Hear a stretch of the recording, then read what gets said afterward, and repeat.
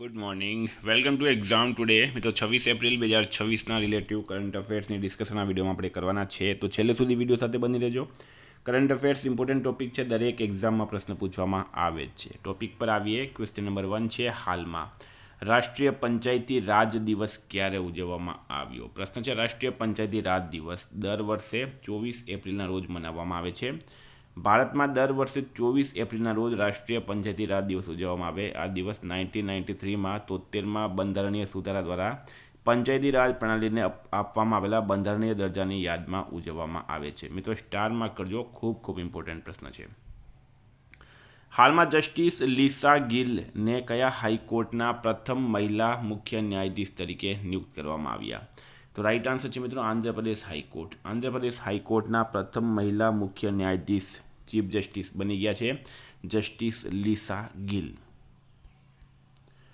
હાલમાં કયા દેશમાં વિશ્વનો પ્રથમ કાયમી પરમાણુ કચરાનો ભંડાર બનાવવામાં આવ્યો? તો રાઈટ આન્સર છે મિત્રો આમાં ફિનલેન્ડ દેશમાં. ફિનલેન્ડ રાઈટ આન્સર છે. ફિનલેન્ડમાં વિશ્વનો પ્રથમ કાયમી પરમાણુ કચરો ભંડાર બનાવવામાં આવ્યો છે. ઓન્કાલોના ઓલ્કિલુટો ટાપુ પર સ્થિત આ સુવિધા જમીનથી લગભગ 450 મીટર નીચે સ્થિત છે. તે હજારો વર્ષો સુધી અત્યંત કિરણોત્સર્ગી કચરો સંગ્રહિત કરવા માટે રચાયેલી છે. મિત્રો ફિનલેન્ડનું કેપિટલ છે હેલેન્સ્કી. કરન્સી છે યુરો. પ્રેસિડેન્ટ છે એલેક્ઝેન્ડર સ્ટબ. 4 છે, જમ્મુ કાશ્મીર માટે દૂધ ઉત્પાદનોની પ્રથમ કાર્ગો રેક કયા રેલવે મંડળ દ્વારા મોકલવામાં આવી છે?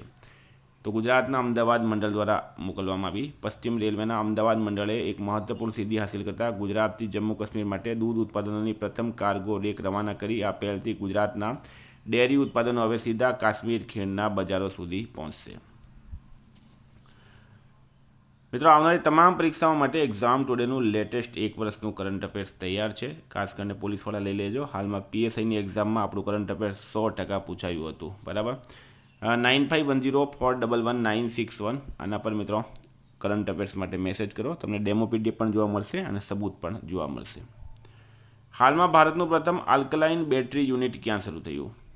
પ્રશ્ન છે, ભારતનું પ્રથમ આલ્કલાઇન બેટરી યુનિટ ક્યાં શરૂ થયું? રાઈટ આન્સર છે મિત્રો આમાં જમ્મુ ખાતે.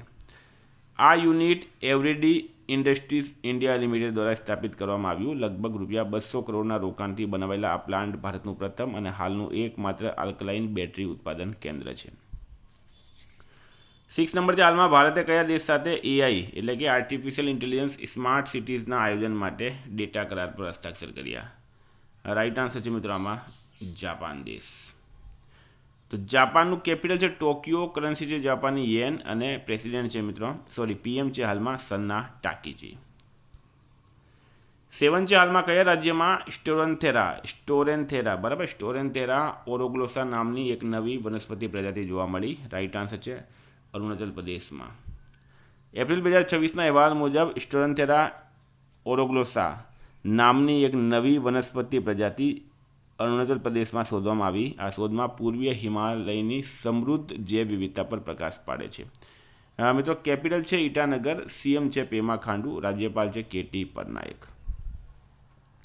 8 નંબર છે, હાલમાં કયા ભારતીયને યુએસ હોલ ઓફ ફેમ સન્માનથી નવાજવામાં આવ્યા છે?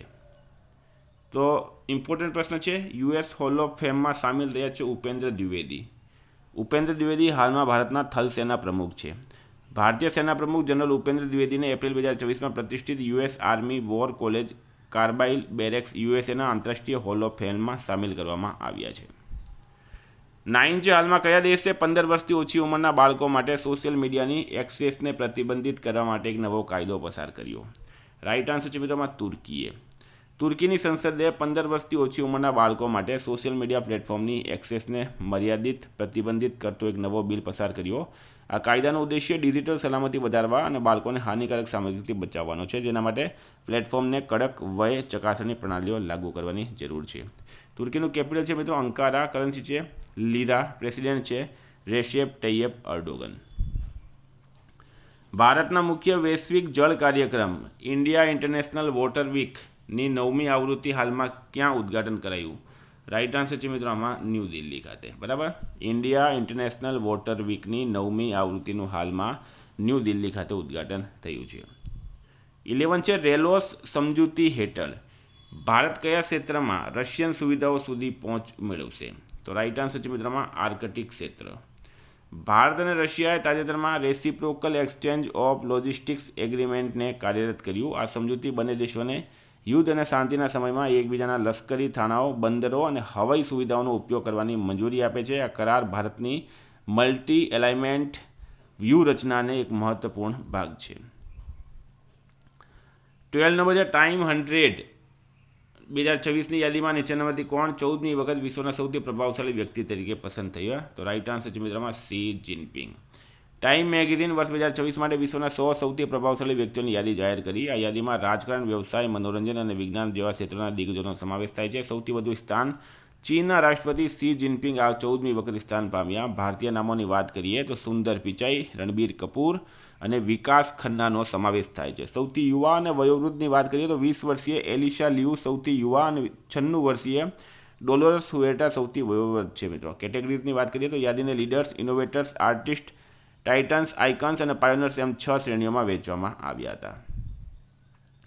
હાલમાં વૈજ્ઞાનિકોએ કેટલા નેનોમીટર જાડા સ્તરના ઇન્ફ્રારેડ પ્રકાશને કેદ કર્યો? તો રાઈટ આન્સર છે મિત્રો આમાં 40 nm, બરાબર, 40 nm. વૈજ્ઞાનિકોએ આટલા પાતળા પડમાં પ્રકાશને કેદ કર્યો. જ્યારે કોઈ પદાર્થ આટલો સૂક્ષ્મ હોય ત્યારે તેના ગુણધર્મો બદલાઈ જાય છે, જે સુપરફાસ્ટ કમ્પ્યુટર ચિપ્સ અને અદ્યતન મેડિકલ સેન્સર્સ બનાવવામાં મદદરૂપ થશે. આ જાડાઈને માનવીય વાળ કરતાં 1000 ગણી ઓછી છે. પોલેન્ડની યુનિવર્સિટી ઓફ વાર્સોના સંશોધકો દ્વારા આ સંશોધન કરવામાં આવ્યું હતું. મિત્રો સ્ટારમાં કરી દેજો, આવેલો વેરી વેરી ઇમ્પોર્ટન્ટ છે પ્રશ્ન. 14 હાલમાં નાસ્કોમના નવા ચેરમેન તરીકે કોની નિમણૂક કરવામાં આવી? પ્રશ્ન છે નાસ્કોમના નવા ચેરમેન તરીકે કોની નિમણૂક કરવામાં આવી? રાઈટ આન્સર છે મિત્રો શ્રીકાંત વેલ્લા માકની, બરાબર. NASSCOM stands for the national association of software and service companies. હાલમાં ભારતનું પ્રથમ સંકલિત કૃષિ ગુપ્તચર ઇકોસિસ્ટમ કોણે શરૂ કર્યું? રાઈટ આન્સર છે મિત્રોમાં આઈઆઈટી રોપડ. ભારતની પ્રથમ સંપૂર્ણ સંકલિત ગુપ્તચર ઇકોસિસ્ટમ એપ્રિલ 2024માં આઈઆઈટી રોપડ દ્વારા શરૂ કરવામાં આવ્યું છે. તો મિત્રો છેલ્લો પ્રશ્ન છે હાલમાં કયા રાજ્યમાં SAFF મહિલા ચેમ્પિયનશિપ 2026નું આયોજન કરવામાં આવશે? તો રાઈટ આન્સર છે મિત્રો ગોવા ખાતે. SAFF મહિલા ચેમ્પિયનશિપ 2026 ગોવા રાજ્યમાં યોજાશે. આ પ્રતિષ્ઠિત ટુર્નામેન્ટ 25 મેથી 6 જૂન 2026 દરમિયાન મારગાંવના પંડિત જવાહરલાલ નહેરુ સ્ટેડિયમ ખાતે યોજાશે. ભારત બીજી વખત ચેમ્પિયનશિપનું આયોજન કરી રહ્યું છે. ગોવાનું કેપિટલ છે પણજી. સીએમ છે પ્રમોદ સાવંત. રાજ્યપાલ છે પુષ્પતિ અશોક ગજપતિ રાજુ. તો મિત્રો આ હતા કરંટ અફેર્સના પ્રશ્નો. વાત કરીએ રિવિઝનની.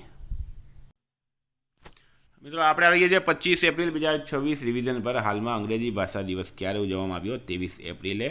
ભારત અને ભૂટાને 7મી સંયુક્ત કસ્ટમ્સ બેઠક ક્યાં યોજી? મુન્નારમાં. ભારતની કાપડ નિકાસ 2025-26માં કેટલા ટકા વધીને રૂપિયા 3.16 લાખ કરોડ સુધી પહોંચી છે? 2.1%. એપ્રિલ 2026માં ગુજરાત કેડરના કેટલા અધિકારીઓની કેન્દ્રમાં સંયુક્ત સચિવ સ્તરે નિમણૂક કરવામાં આવી? 4. ભારત અને કયા દેશે MSME સહયોગ કરાર પર હસ્તાક્ષર કર્યા? દક્ષિણ કોરિયા. રાઉરકેલા સાયન્સ સેન્ટરનું ઉદ્ઘાટન કોણે કર્યું છે? તો દ્રૌપદી મુર્મુએ. વર્લ્ડ પેરા એથ્લેટિક્સ ચેમ્પિયનશિપ 2027 ક્યાં યોજાશે? તાશ્કંદ ખાતે. ભારતે કયા દેશને 2 ટન આવશ્યક તબીબી પુરવઠો પૂરો પાડ્યો? તાંજાનિયા. ગરિયા પૂજા દિવસ કયા રાજ્યનો પ્રમુખ જનજાતીય તહેવાર છે? ત્રિપુરા. રક્ષા મંત્રાલયે કઈ કંપનીઓ સાથે આશરે 975 કરોડ રૂપિયાના MOU પર હસ્તાક્ષર કર્યા? તો ભારત અર્થ મૂવર્સ લિમિટેડ અને electro pneumatics and hydraulics private limited. Laureus world sports awards 2024માં વર્ષના શ્રેષ્ઠ પુરુષ ખેલાડી બન્યા છે કાર્લોસ અલ્કરાજ. IPLમાં 50થી વધુ ઓછા બોલમાં 1થી વધુ સદી ફટકારનાર પ્રથમ ભારતીય ક્રિકેટર બની ગયા છે અભિષેક શર્મા. હાલમાં કયો રેલવે ડેપો પાણી તટસ્થ રેલવે ડેપો તરીકે ઉભરી આવ્યો? અમદાવાદનો કાંકરિયા. કયા દેશની સંસદે તમાકુ અને વેપ્સ બિલને મંજૂરી આપી? બ્રિટેન. રાઈટ આન્સર છે હાલમાં અટલ પેન્શન યોજનાએ કેટલી નોંધણીઓ પાર કરી? 9 કરોડ. મિત્રો ગઈકાલે પ્રશ્ન પૂછાયો કયા રાજ્યમાં કેલમારિયા ગારોએન્સિસ નામની સાપની નવી પ્રજાતિ મળી? તો ગારો પરથી મેઘાલય. રાઈટ આન્સર છે. આજનો પ્રશ્ન છે હાલમાં ભારતે ક્યાં 3D glass chip unit launch કર્યું છે? એનો જવાબ તમારે કમેન્ટ બોક્સમાં જણાવવાનો. વિદ્યાર્થી મિત્રો વોટ્સએપ ટેલિગ્રામની લિંક ડિસ્ક્રિપ્શનમાં છે. PDF માટે 9510411961 પર કોન્ટેક્ટ કરો. Thank you. ફરી મળીશું. જય હિન્દ, જય ભારત.